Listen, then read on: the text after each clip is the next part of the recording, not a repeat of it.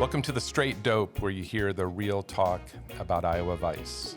Hey, welcome back. We were, before the break, we were talking a little bit about the per serving, per container restrictions that went into place. And you had touched on something that I wanted to come back to, the criminalizing the role of parents in dispensing or providing hemp products to people under 21, their children. Mm-hmm. And I think for the readers need to understand the listeners need to understand that one of the things that led to consumable hemp in Iowa was the use of CBD by children to address seizures and epileptic episodes and stuff like that. And of course, those are going to be young individuals who can't purchase it, mm-hmm. whose parents were going to other states, bringing it back and dosing or dispensing it to their kids. Mm-hmm. Those new regulations, the way that they could be interpreted, would then criminalize that behavior in parents giving that to their children. Is that how you understand it? And did that come up as a problem as these regulations were being discussed? So I think that, yes, it's problematic, and I'll touch back into that. This always comes back to the people writing the law don't understand this industry. So a lot of times the things that they're criminalizing weren't even the intended things that they were trying to criminalize. So that's what a lot of these lawmakers post the passing would say. Oh, I thought this was doing this. I thought this was doing that. And that's not at all what it had said. So minor children, have been stabilized on a consumable hemp regimen to help, like he said, autism, epilepsy, self-harm, ADHD, the list goes on. Not every parent, and in fact a lot of parents, don't want their children on some of these Western medicines that are very easily obtained. So way back in 2014, we had created laws, maybe even 2010. You may have to fact check me on that. It was allowable to cross state lines to get a consumable hemp product from another state and bring it back to Iowa. We made that legal here way before CBD retail stores were a thing here. Right. So this new law says that a parent will catch a criminal charge if they are caught giving their child CBD, not THC, to be very specific, CBD. So this is your broad spectrum, no intoxication, no THC, just your health and wellness CBD products. Now parents would be criminalized for giving them to their children, who have now been stabilized on them for 10 years in the state of Iowa. And now you're a criminal as a parent. But we also have laws that say your minor children can drink with you at home here, for True. The record.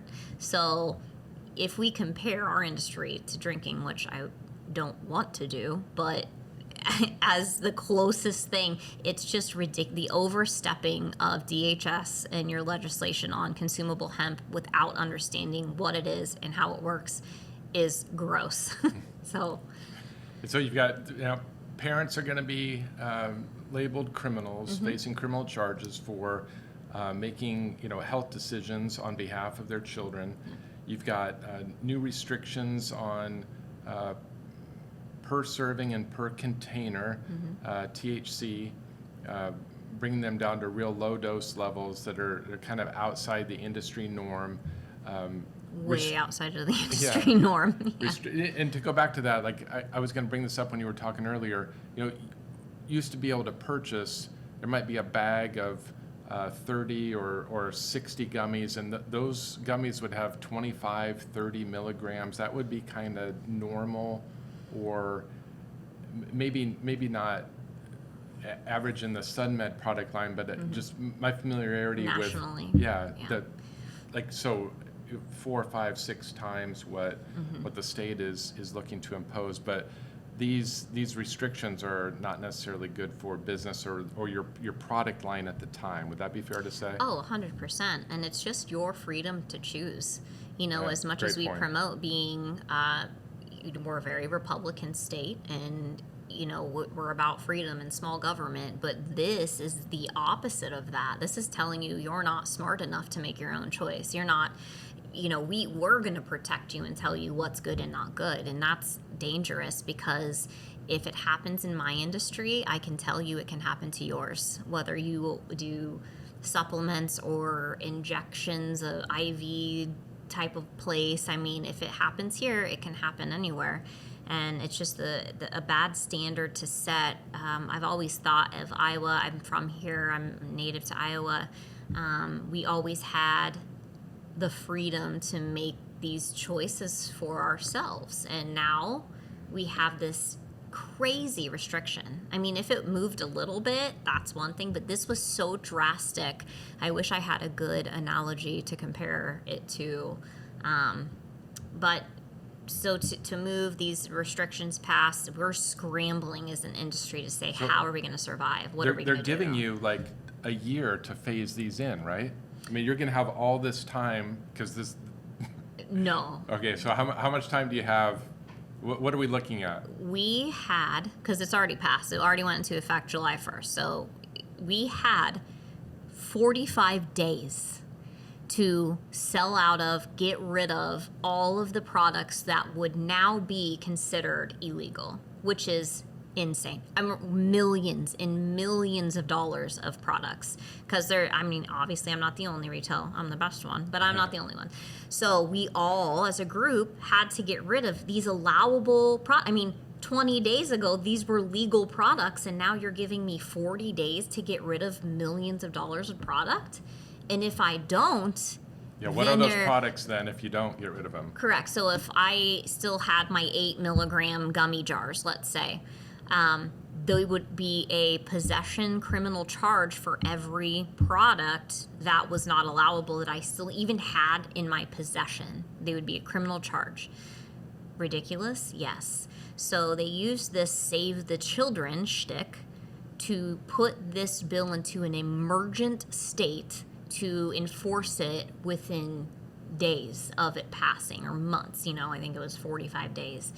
But you have the vape industry, who also was heavily restricted in the same session, who has a year to phase out their vape products. These are nicotine vapes. Nicotine vapes. Yeah. They have a full year to try to get rid of them all, and we'll come up with our rules next year. Not us. We were hit fast and furious.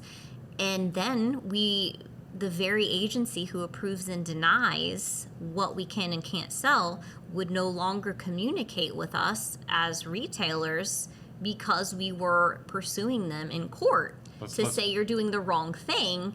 So they said, well, we can't talk to you. Well, but how are we going to know what to do? Let's talk about that. Yeah. So these regulations are going to go into effect July 1.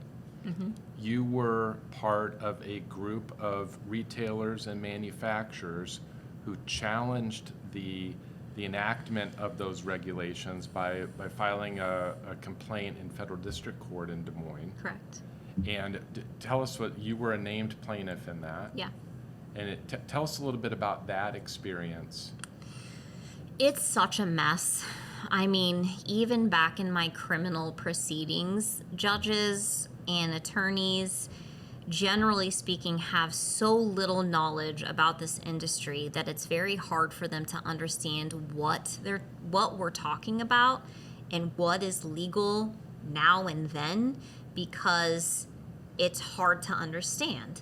So we filed complaints against the state for the way this was done. I mean, there were many, many missteps on how this whole thing took place.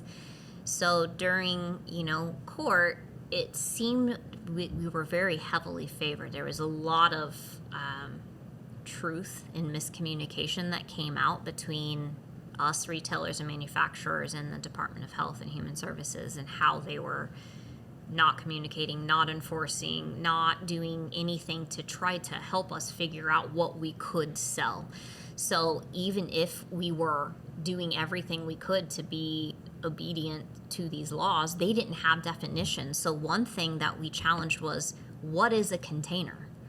Because prior to this new law, let's take the seltzers. Those became very popular. That was kind of a reason that this whole thing started. They hated the THC drinks. So in a lot of these cans, they were at least 2 servings in a can. My SunMed ones were 2 servings in a can, right? Okay. So each serving in my SunMed seltzers was, I think, 3.8 milligrams of THC per serving. There were 2 servings in a can, making them about 8 milligrams of THC per can. So when this law passed, we saw 4 milligrams a serving and 10 milligrams in a container. So it seems like that would have been permissible, right? So you'd still be able to sell that product under the new regulation. Yeah. So I ordered a whole bunch of them. And then I don't mean to laugh. No, I know where this is going. right. So then it gets more complicated. So then once Department of Health said, well, we have to make rules about these laws, which we won't define clearly. And they said, well, no, now you can't have more than 1 serving in a can. So then we were all stuck at 4 milligrams per container, even though the law says 10. So then in federal court, we said, we need you to define a container. What is a container? And that they refused to define it. They said, we won't define it. We won't define serving either. Well, then how do we know what is and isn't allowable? If you're making this so ambiguous, how would we conform? How would we know? And you're telling us you won't communicate with us either. So how the fuck would we know what to do? And and I don't mean to interrupt you, about No. that communication piece, I think it's important for people to know that the complaints were filed to prevent the new regulations from going into effect before July 1. Correct. And then you're trying to get products approved so that whatever happens, maybe you can still sell some things while this litigation is ongoing, or if this is how it's going to be moving forward, we're going to get products approved. I anticipate you probably submitted some products for approval to the state during this window after July 1, but, Yeah. while the litigation's going on, what's the response from the state? So previously to this law change, when we would submit a product to be approved on a portal, it was fairly fast. They would pretty much approve it almost right away. It was easy. But when these restrictions took place or started, we knew what the standard was going to be because it had passed. Even though they knew that we were suing them in federal court, they just didn't respond to us. And then once we would nag enough to get a response, the response was, since you're pursuing us in court, we won't respond to you. And so we said, that can't be on the up and up, because what are we supposed to do when so for instance, some people say, well, this is common sense, isn't it? Okay, well, is it? Let's talk about it. So we have products called water solubles. It's a liquid variation of consumable hemp that you put a dropper full. So it's a little bottle, so 30 ml bottle. Okay. That's pretty standard in our industry for oils and liquids. And it's just 1 dropper full a day. It's a 30-day bottle. And you just do a dropper a day in coffee or water or juice or whatever. So those are liquids, but are they beverages? What are you considering these? Because you're saying that liquids now have to be at least 12 fluid ounces. So that's another restriction to this. Beverages have to be at least 12 fluid ounces. So what do water solubles, what are they considered? What is a serving? Is there 30 servings with that dropper? Is that, it's a 30 ml bottle, I take it? Correct, a dropper a day, 1 ml a day, right? So, and each one has maybe 2 milligrams of THC, probably less than that, but let's add the whole bottle. How many are in there? And this is, so even if, and this is what I just want to quickly say, let's say someone were to just chug the whole bottle, because apparently that's what our lawmakers think are happening. Someone comes into my store, spends $90 on this and just chugs it. That would be ridiculous, but let's just say it happens, okay? What's going to happen to that person? This is where, if you don't understand cannabis and CBD and THC and how they work together, it won't make sense. So someone's not going to get high because there is so much CBD that it will negate that effect of THC, because THC is so minute in a formulation like that, and CBD is so high that it's more medicinal. It's not going to be a getting high. You're going to have a stomach ache probably because you just chugged this very strong extract at once, but you're not going to die. You're not going to be in the hospital. I mean, so when we're saying, okay, now cans of 12 fluid ounce beverages can't have more than one serving, but we have liquid water solubles that are 30 mLs, 30 servings. 30 servings, and they're like, we won't define it. We won't define it. Use common sense. You use common sense. What does it mean? You tell me what works and what doesn't. So it really was almost intended for us to break the law because we weren't clear what the law was, and that was part of our complaint. It's called something in the law, and I'm like completely escaping what that's called. But even federally, we weren't given just the I'm forgetting every legal term I've ever learned. Right. Just the way they did it. There's obviously federal law that says there has to be I'm going to remember it as soon as I'm done. Anyway, so we did our best to try to explain why this was so detrimental in a state where we have medical cannabis. So we have actual marijuana that you can purchase with a medical card, which I saw on Groupon to get a medical marijuana card, but your legislators are pushing for you as a person to just go get a medical card and go to our one dispensary to get your products. So if THC is the reason that we're all in so much trouble in consumable hemp, why the fuck would your legislators be pushing you to a product that has way more THC as your only option? Think about that. I know, and I was going to bring that up because if the conspiracy theorist in me would say that with all of these efforts to restrict consumable hemp, we go from maybe probably 1,000 licensees across the state. 1,100, yeah.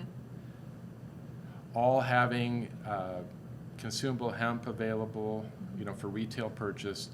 If you come in and destroy that setup and restrict it under the guise of preventing child hospitalizations and things like that. There's a public health epidemic, and then you create this a market that has low demand for low THC products. Meanwhile, it seems to me that is asking the state to now expand a medical cannabidiol market, which is the state's medical marijuana.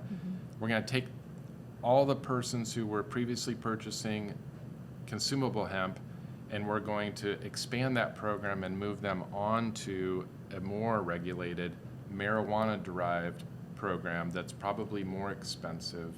100%. More intoxicating.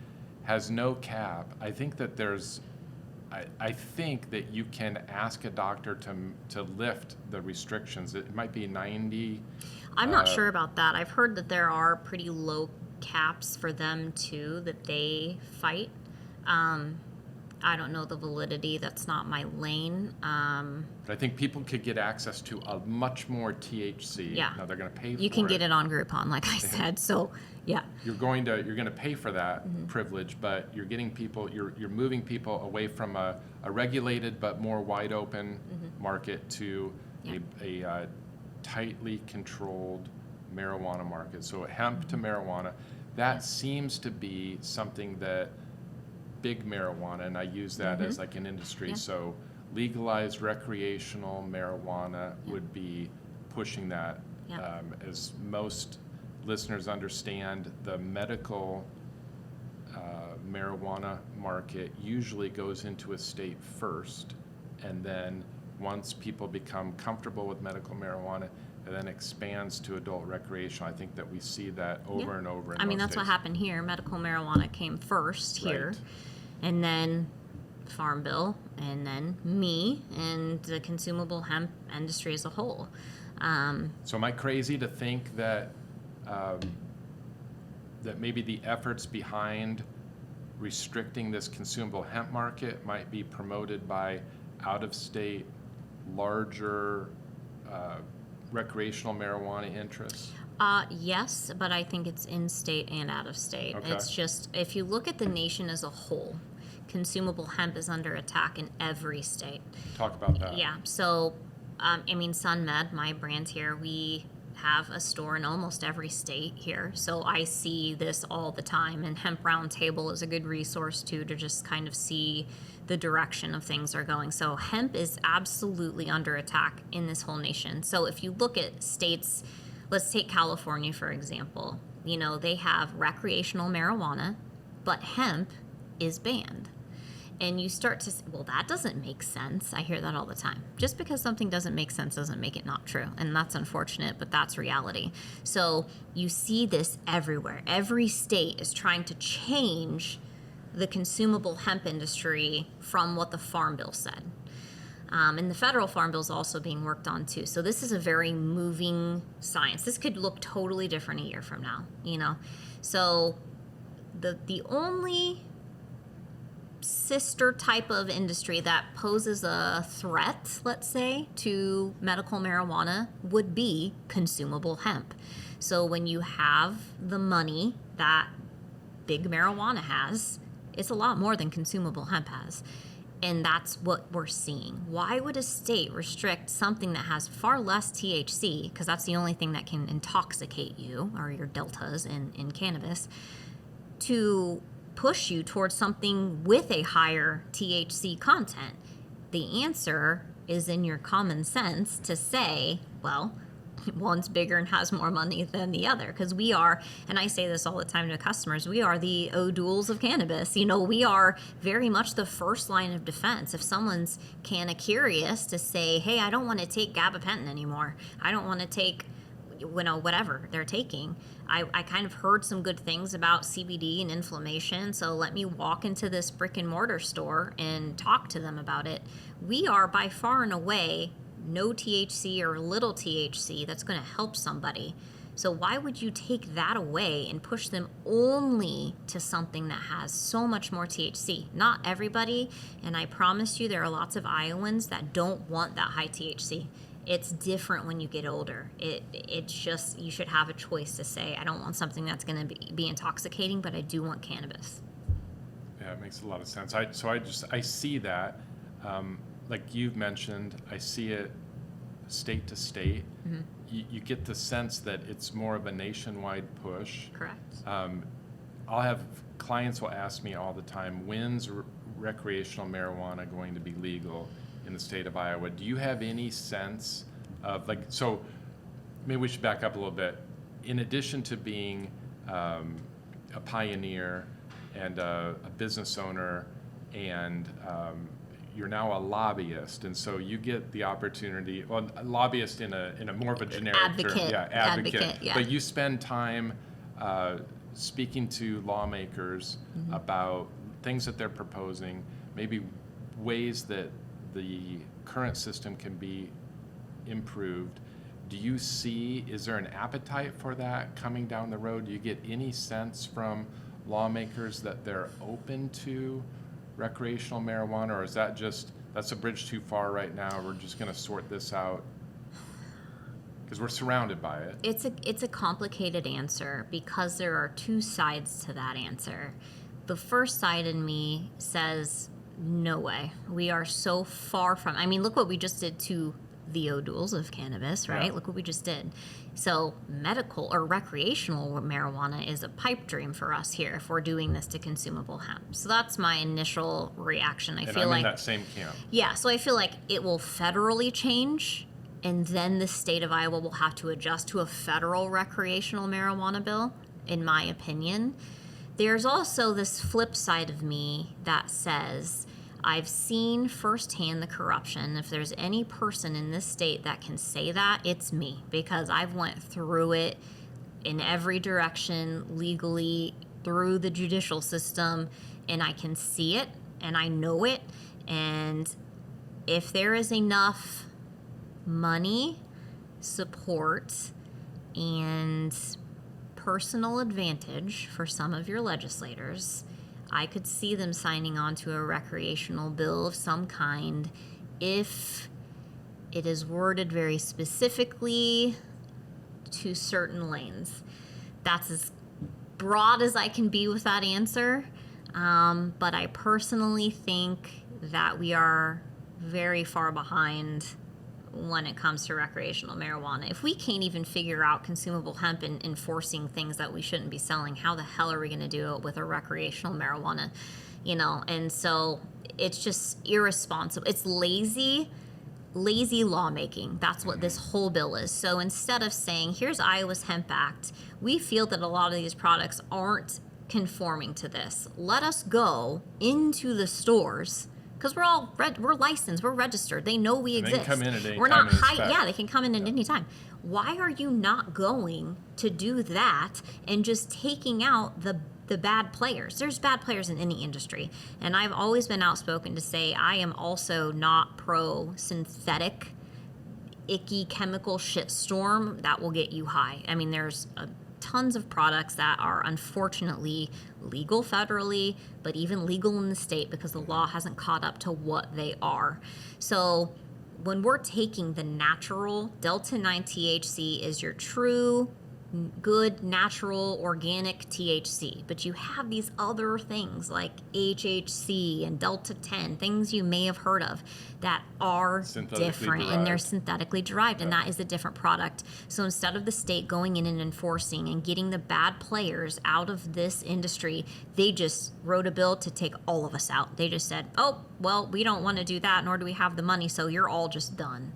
And that's essentially what happened. And it's just lazy. That's what it is. It's lazy lack of enforcement. And if they tell you it's not because they have money, talk to your legislators, because I heard over and over again that we as a state have too much money, and that's why we're getting rid of these programs. So, it's super unfortunate. Well, I know since I've known you and have been a customer of your CBD store, here's my pitch for the products, especially the tinctures that I've been involved with, things for sleep aids, things for appetite control. The products have been brilliant. The staff that have talked to me about them, first rate. The certificates of analysis, very easy to read, clear. Everything about that experience, from walking into the store to the follow-up to the points to all, everything about the customer experience has been first rate. And so I think that's been tremendous. And I know that when you, as the business grows and you bring new products online, can you talk about, so clearly you've got consumable hemp and even non-hemp products, that seems to be evolving as new customer tastes and things like that. Can you talk about things that SunMed's doing? Yeah. So thank you for that, because, that was the reason a brick and mortar store was important to me, because if I think about myself as a consumer, I would rather see a person and know if I can trust them by talking to them, by looking at their store.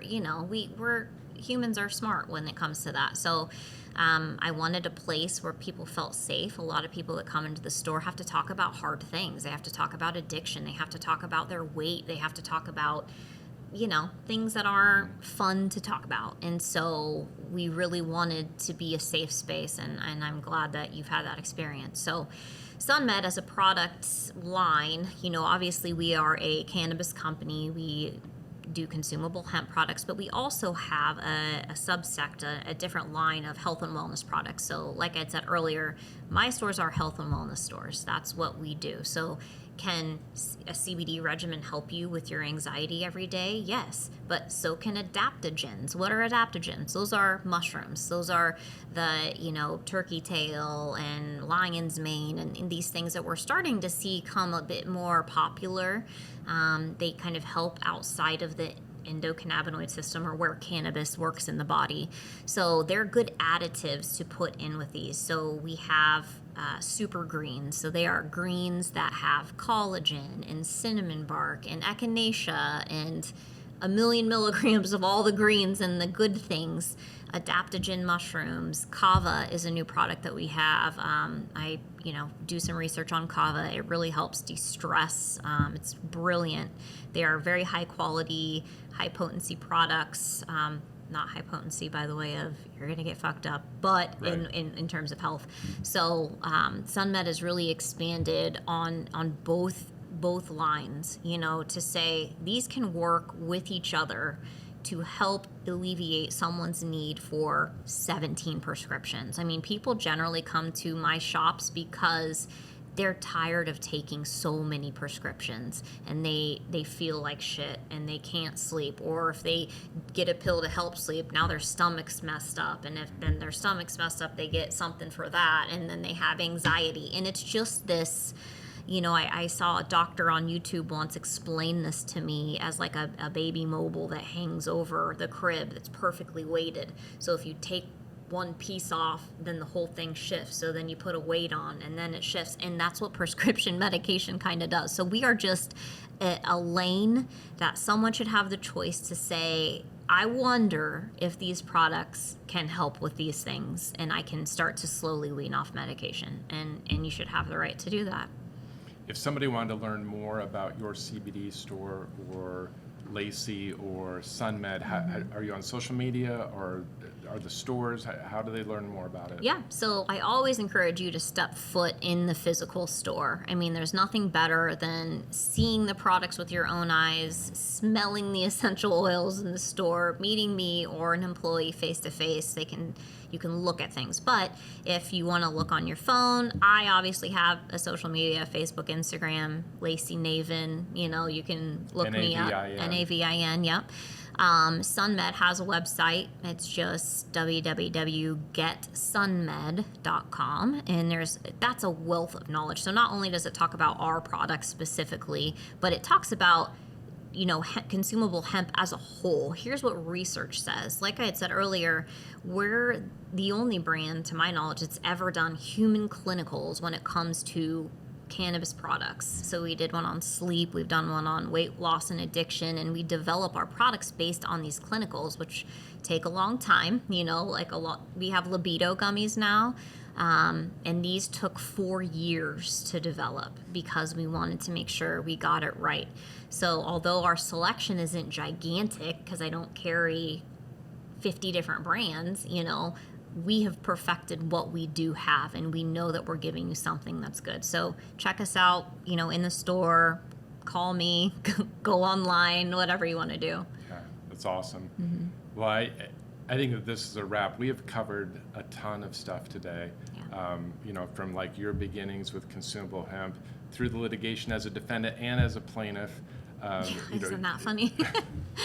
But like you've just got such a wealth of knowledge about consumable hemp, and I appreciate you coming on today. Yeah, so. Thanks for having me. It's always good to be able to openly talk about this. As you know, that wasn't available to me for a couple years, so it's nice to kind of circle back and say, here's the real story. And there's a lot more to that. So if someone's actually interested in kind of hearing that side of it, I'm always an open book, about the way things happen, because the truth is always going to, set course to do the right thing. So Fantastic. Yeah. Well, thanks for coming on the Straight Dope Yeah. today, Lacie. Appreciate Straight it. dope. You're welcome. Thank you.